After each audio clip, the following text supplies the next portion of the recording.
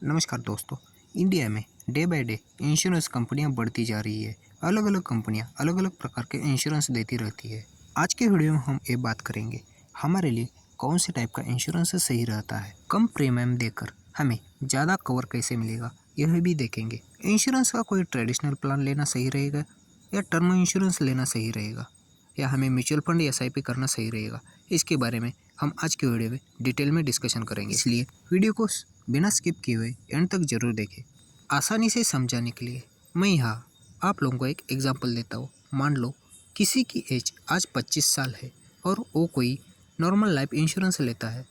उस इंश्योरेंस का premium per month 3,000 या ईयरली 36,000 है।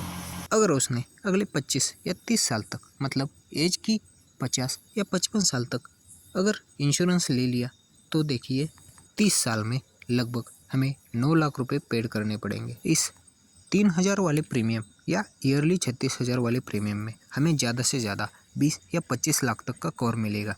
हमारे जैसे सर्वसाधारण लोग के लिए 9 लाख रुपया पेड करके अगर 25 लाख मिल रहे तो हम बहुत खुश हो जाएंगे, लेकिन 25 साल का टाइम होराइजन हम नहीं देखेंगे। बहुत सारे लोग ऐसे भी हैं जिन्होंने अलग अलग प्रकार के 3-4 से भी ज़्यादा इंश्योरेंस लेके रखे हैं और इसका प्रीमियम पेड करते रहते हैं और अपने इंश्योरेंस प्रीमियम को ही वो अपनी इन्वेस्टमेंट समझते हैं।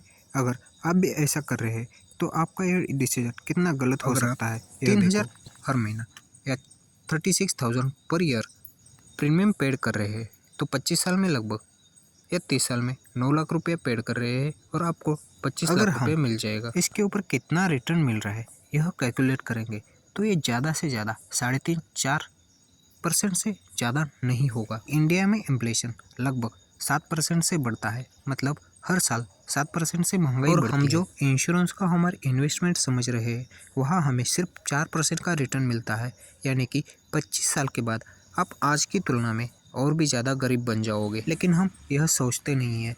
हमें लगता है 3,000 के प्रीमियम में हमें 25 लाख का कवर मिल रहा है। इसी ट्रेडिशनल लाइफ इंश्योरेंस की जगह हम टर्म इंश्योरेंस लेंगे तो हमें कितना फ़ायदा हो सकता है, यह देखो। टर्म इंश्योरेंस में प्रीमियम अगर कम रहता है 1,000 रुपये पर मंथ या ईयरली 12,000 रुपये के प्रीमियम में हमें लगभग 50 लाख से लेकर 1 करोड़ तक का इंश्योरेंस मिल सकता है। यानी कि हम नॉर्मल लाइफ इंश्योरेंस में 3,000 का प्रीमियम दे रहे थे और टर्म इंश्योरेंस में सिर्फ 1,000 के प्रीमियम में हमें 1 करोड़ तक का कवर मिलता है। यानी कि कम पैसा देके हमें यहाँ ज़्यादा कवर मिल रहा है और ऊपर से पर मंथ 2,000 रुपये या ईयरली 24,000 रुपया हमारा सेव भी हो रहा है। लेकिन एक बात आप यह याद रखना, लाइफ इंश्योरेंस की तुलना में टर्म इंश्योरेंस में हमें कम प्रीमियम देकर ज़्यादा कवर मिलता है, लेकिन जो हमने 3 साल में लगभग 3 लाख रुपये जो पेड किया हुआ था वो हमें वापस नहीं मिलता है। लेकिन हम यहाँ नॉर्मल लाइफ इंश्योरेंस के तुलना में 2,000 प्रीमियम भी कम दे रहे हैं।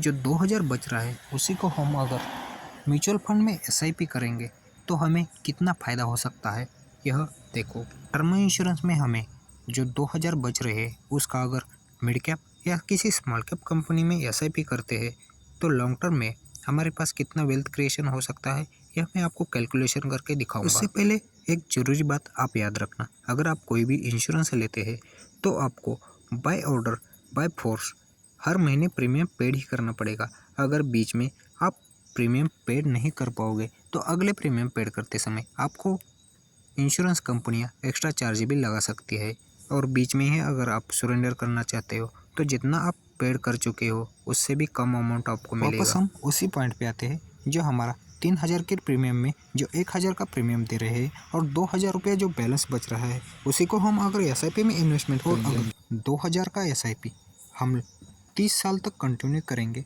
और इसके ऊपर हमें एवरेज 17% का एनुअल रिटर्न मिलेगा, तो टोटल 30 साल में 7,20,000 रुपये जमा होगा। और मैच्योरिटी अमाउंट जानते हैं आप ये सही से पढ़ भी नहीं पाओगे। मैच्योरिटी अमाउंट होता है 2,25,00,000 रुपया। अगर हम नॉर्मल लाइफ इंश्योरेंस की जगह टर्म इंश्योरेंस लेते हैं और 2,000 रुपये का प्रीमियम कम देकर उसी को हम SIP में इन्वेस्टमेंट करते हैं तो 25 लाख की जगह हमें 2 करोड़ का मैच्योरिटी अमाउंट मिलता है।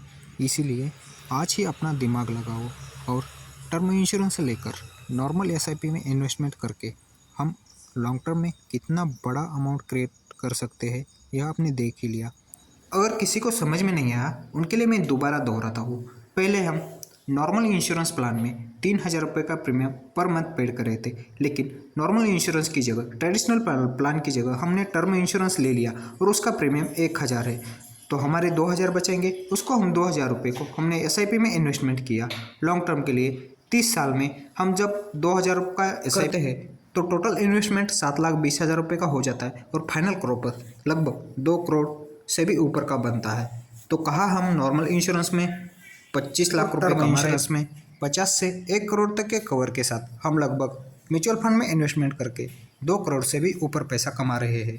इसीलिए म्यूचुअल फंड SIP का फायदा आज ही आप जानो, और जितना आप अर्ली एज में इन्वेस्टमेंट करोगे उतना ही लॉन्ग टर्म में फायदा रहेगा। एक बात फिर बता देता हूँ, टर्म इंश्योरेंस में जो हमारा प्रीमियम जा रहा है, अगर 30 साल तक हम सही सलामत रहेंगे तो हमें कुछ भी पैसा वापस नहीं मिलेगा। मतलब टर्म इंश्योरेंस हमें तभी कवर देता है ताकि हमारे लाइफ के साथ कुछ हो जाए, तभी हमारा पैसा हमें वापस मिलता है। अभी आपके मन में ये भी ख्याल आ रहा होगा हमें पैसा वापस नहीं मिलता है तो इसमें किस लिए इंश्योरेंस करना है। लेकिन आप ये भी सोचो, हमारे पास कार होता है, बाइक होता है, उसके लिए हम हर साल 5 से 6,000 या 7,000 तक का भी इंश्योरेंस लेते हैं। तो हमारा शरीर क्या इन बाइक और कार से ज़्यादा सस्ता है? अगर खुदा न खास्ता हमारे साथ कुछ ऐसा हादसा हो जाए और हमारा परिवार के पास पैसा नहीं होगा तो आपको कैसे लगेगा? अगर हमारे फैमिली को सुरक्षित रखना है तो हमें टर्म इंश्योरेंस लेने में ज़्यादा फायदा है। और ये भी बात ध्यान रखिए, इंश्योरेंस केवल आपको लाइफ को कवर देने के लिए होता है, ना कि आपकी इन्वेस्टमेंट के लिए होता है। इसलिए कौन सी इंश्योरेंस लेना है और कौन सा नहीं लेना है यह आप डिसाइड कर सकते हो। धन्यवाद।